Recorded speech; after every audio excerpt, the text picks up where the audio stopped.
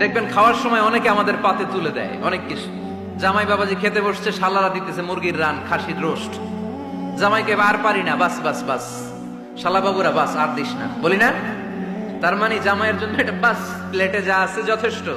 আল্লাহ বুঝাতে চাইলেন এই 30 পাড়ায় যা দিয়েছি বাস যথেষ্ট, নতুন করে সমাধানের জন্য অন্য কোথাও চোখ বোলানো লাগবে না। চিল্লা এখন ঠিক কিনা? সমাধান দিয়েছে আল্লাহ এই কোরআনে, সমাধান আর শামিল, অল এনকম্পাসিং সোশ্যাল সিস্টেম সব দিয়েছে, কিছু বাকি রাখে নাই।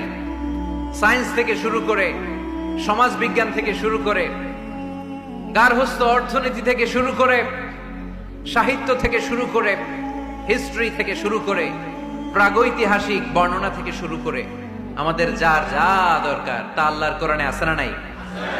এজন্য সমাধান খোঁজার জন্য আমরা চোখ রাখবো কোথায়?